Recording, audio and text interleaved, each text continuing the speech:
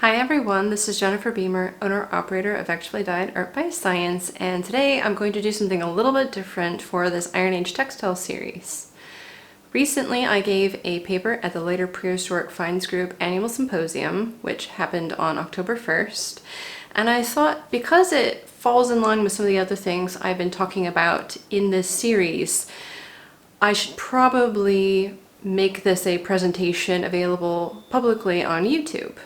As you may know, I am an advocate of free education, and so one of the things I wanted to do with this particular video was talk about how experimental archaeology can sometimes be construed as fact when actually we're just presenting one way of doing something, in this case an experiment with textiles. And what's important about that is that I'm not perpetuating this notion that I know everything and that this is how it was done in Iron Age Britain.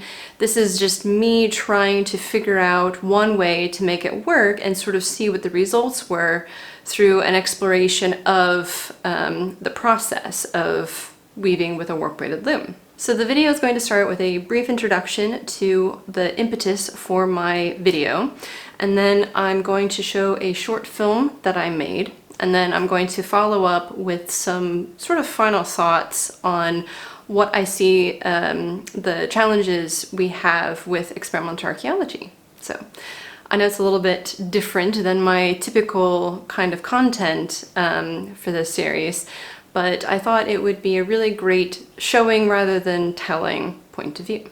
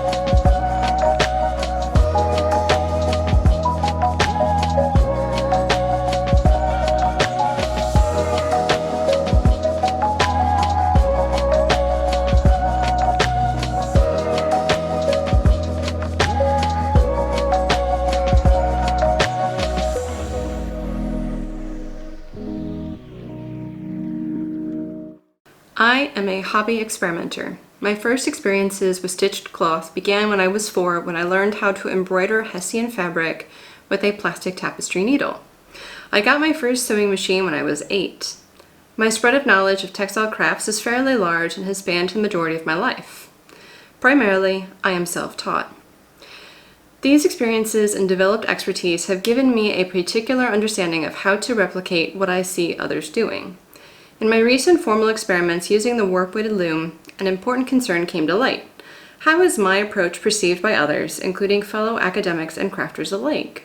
Videographic documentation was an important element of my experimental research since it captured bodily engagement.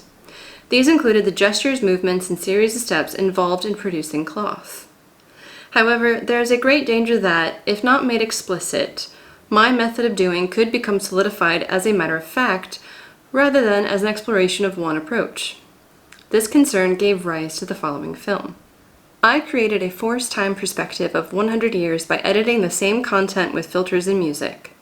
In the first progression, I am replicating the 1920s era of filmmaking that happens to feature a mundane female task of knitting the heddles on the warp-weighted loom. In a similar vein, this is an homage to the ethnographic films made by Marta Hoffman in the 1950s, which were meant to capture how weavers in Norway operated their warp-weighted looms. In assessing these practitioners, Hoffman was able to make extremely valuable insights regarding the use of these looms. In the second progression, I have pinpointed the late 1970s, approximately 50 years after the first progression. At this point, the viewer is confronted with the same content, now in color. It is also at this point where the viewer is implicitly asked to question the purpose of this content. Is this meant to suggest a continuity of practice, where there is only one way of doing? Or is it some vestige of the past being carried forward despite the widespread presence of ready-made fashion? What is the takeaway factor? In the third progression, I have created a video that would easily be found on YouTube in 2021, not unlike my own videos on the same platform. Starting in 2020, though there are some precursors, YouTube exploded with countless channels and video content investigating the past with experimental archaeology sometimes referenced in the videos. Rather than purely being a tutorial, my third progression encapsulates aspects of dark academia by making the process of knitting the heddles seem romantic. Making cloth with ancient technology relates to the slow craft movement as well, one that eschews fast fashion. Again, the viewer is confronted with the purpose of this video. The use of filters foreground the problem of how we present experimental data to the academic community and the public in general. We are at risk of perpetuating a single notion, interpretation, narrative if what we are trying to convey is not made explicit. The time period in which the video was created bears on the way such films should be interpreted. Likewise, the creator of the content and the subject of the video holds sway over the way the content is understood. Now holding a doctorate, does my authority provide more authenticity to the content than if I were merely a hobby crafter? The ethnographic films made by Marta Hoffman have been an essential source for me in teaching myself how to set up my warp-weighted loom. Without proper critique, however, I am potentially propagating the idea that the methods of the Norwegian weavers in the 1950s represent the right way to weave with this loom. Although there is evidence of loom weights in Iron Age Britain, the approach of Norwegian weavers cannot be uncritically applied to an ancient assemblage. At best, it represents one way this loom could be used. Hoffman also noted that the Skolt Lapps had a peculiar approach to setting up and using the loom, which was quite different than what she observed by the Lapps in fit yards stored south of Bergen. Hoffman inferred that the Skolt Lapps must have had prior knowledge of horizontal looms and adapted the warp-weighted loom to suit their needs as a nomadic group. These experiences and relationships gave rise to different ways of doing, which had little impact on the morphology of the tools and technology. The primary difference was technique. Experimenters must be cognizant of the reality that their techniques can become solidified as fact, despite this not being the original intention. To date, there are no established professional protocols for dealing with this concern, as it appears to be upon the individual to convey intentionality regarding the purpose of the video content. Taking cues from oral traditions research may be useful here, but until the discussion of this problem has reached widespread awareness, the problem of perpetuating facts will continue to persist in experimental research. So I hope you liked this particular conference video. Unlike a lot of my other conference presentations that are typically quite verbose, This one was definitely much more of me showing the point rather than just telling the point, and I hope that it came across that way to you. If you like these conference videos and you want to see some of the other conference papers that I have given in the past, please let me know in the comments below, and I will look into getting those available online. And as always, if you like this video, please give it a thumbs up and subscribe if you haven't already. Hit that notification bell so that you're notified whenever I do a new live stream, which I'm supposed to be doing about once a month, and whenever I have a new video on the way. Thanks for watching. Bye!